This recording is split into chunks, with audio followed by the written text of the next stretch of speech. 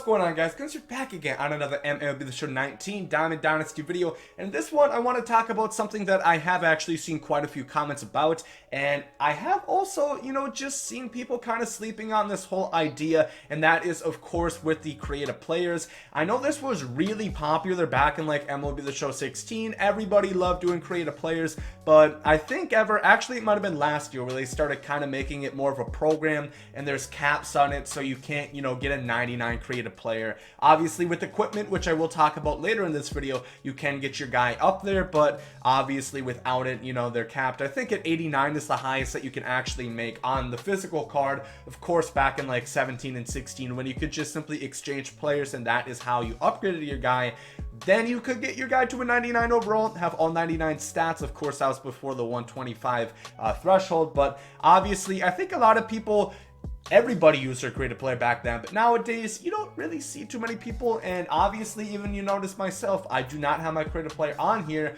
I technically am still working on it. I am still going to get there, but I am just going to tell you guys some things I've learned from a few buddies of mine and some things that I've learned last year. I had a diamond creative player, which I will go ahead and relay that information to you.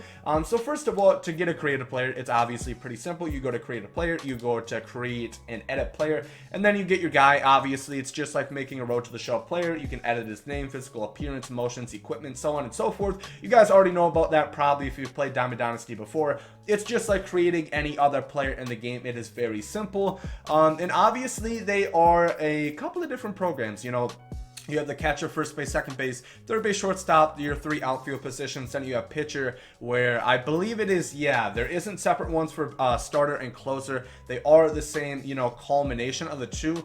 So once you get your pitcher, your starter up to this level, your closer will be at that likewise level. So you don't have to do it separately, which I do like. Obviously, because it's a pitcher, they do the same thing. It makes sense why they would do that. But a lot of questions I get asked, what guy should I focus on? What position?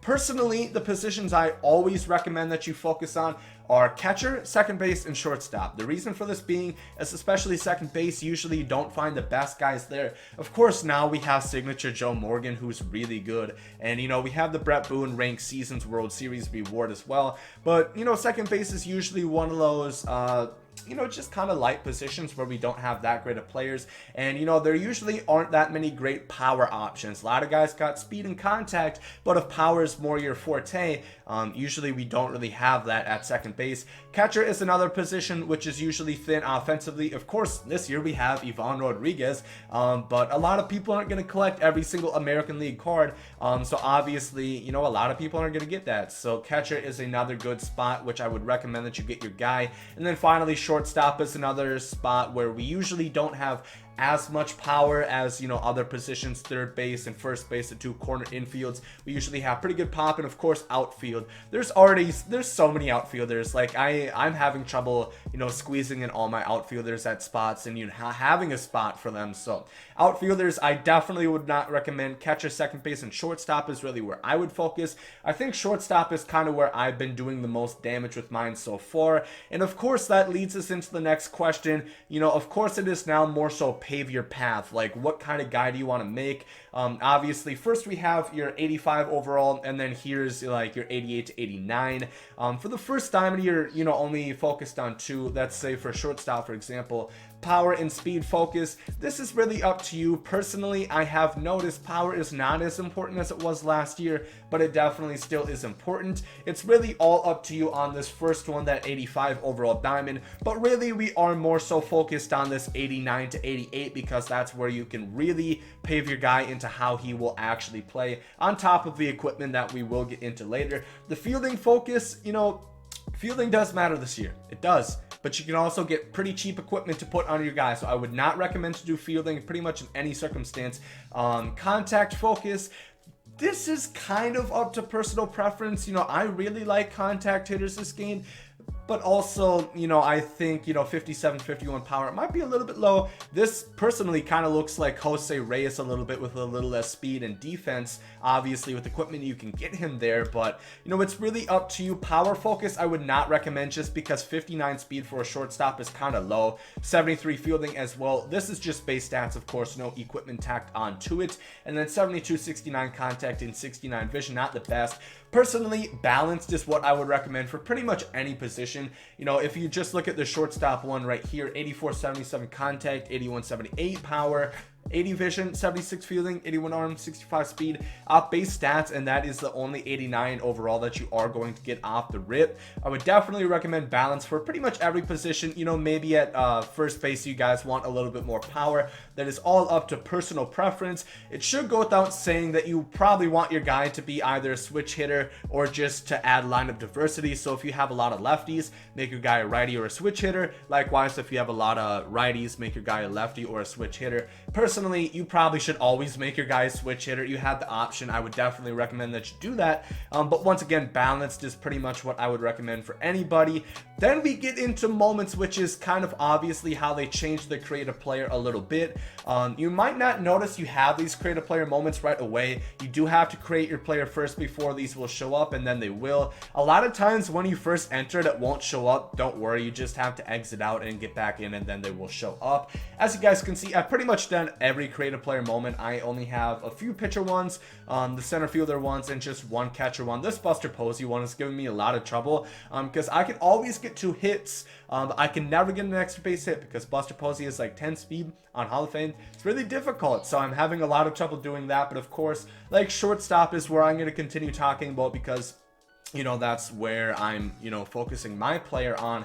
And these are pretty simple, basically like this Gregorius mission. And all of them, you just play as that player. So you're playing as Baez, playing as Lindor. And these are pretty simple. You know, this is Hall of Fame difficulty, but getting 1 extra base hit and 1 fielding assist is quite simple to do, at least in my opinion. Once again, for any of these multi-game missions, top right-hand corner, make sure to check out that video. I have a full in-depth explanation on how you guys can much easily and much less frustration-wise get done with these moment challenges, especially the multi-game ones. So make sure to check that video out if you have not, how to beat those tough moment challenges.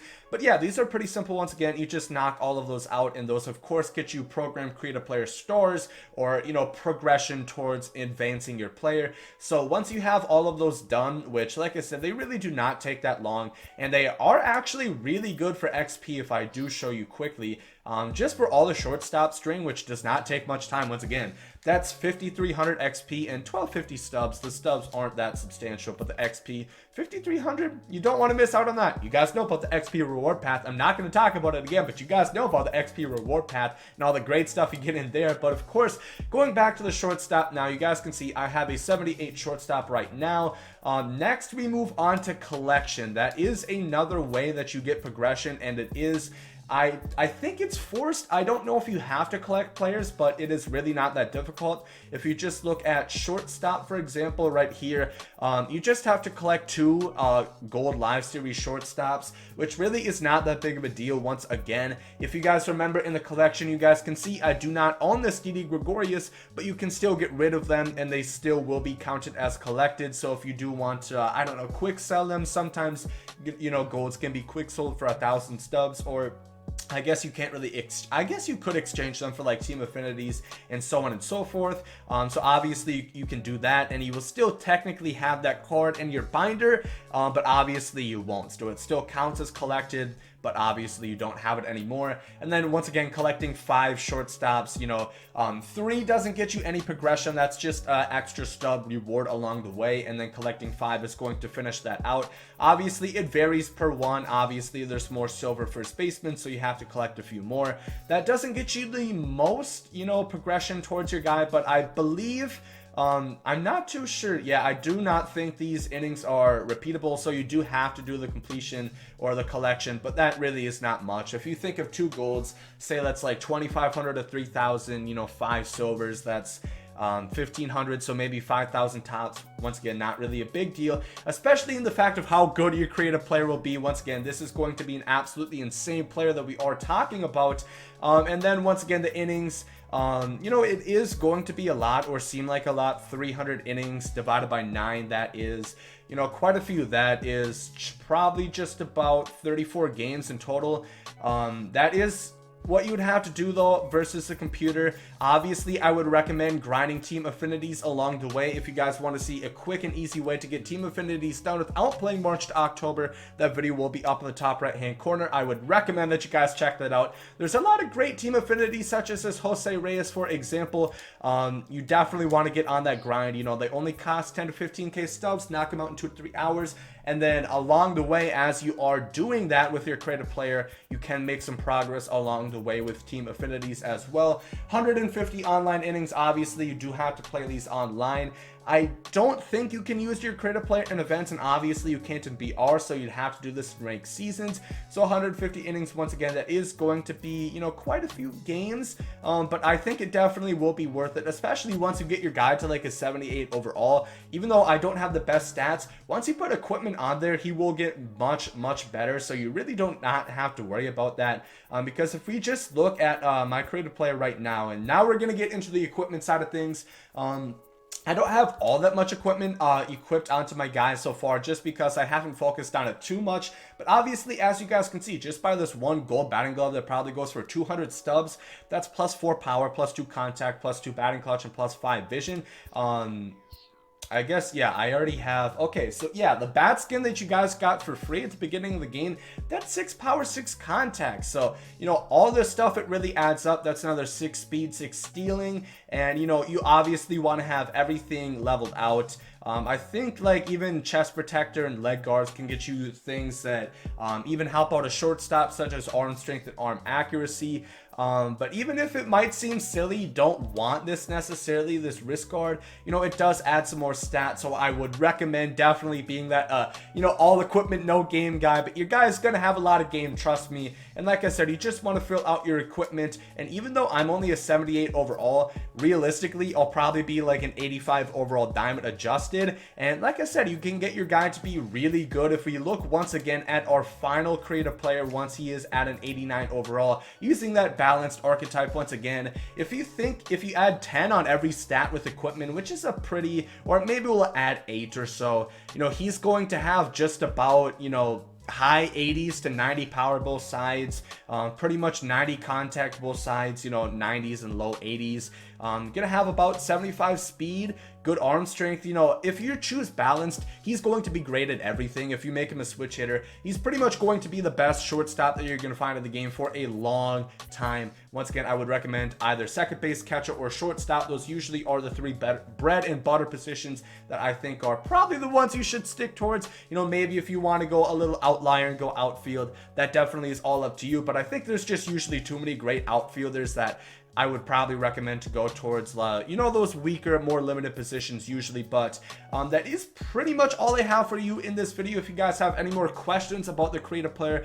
let me know down below in the comments section. I'm sure you guys have been seeing like Healy, for example. His creative player is insane. Obviously, he has his own self face scanned into there, which is even more badass. But you guys know his stats are insane. So I definitely recommend getting on the creative player grind. It might seem like a lot, but trust me, at the end, you guys are going to realize you're getting like a 95 overall diamond switch hitter that can do literally everything, you know, and might have towards 99 every stat. So definitely would recommend get your creative player up if you have not been doing that yet. It is pretty simple, pretty easy, and I hope this video did help you. If it did, make sure to leave a like down below, and I hope you guys have a great rest of your day. And there you guys comes out. Yay!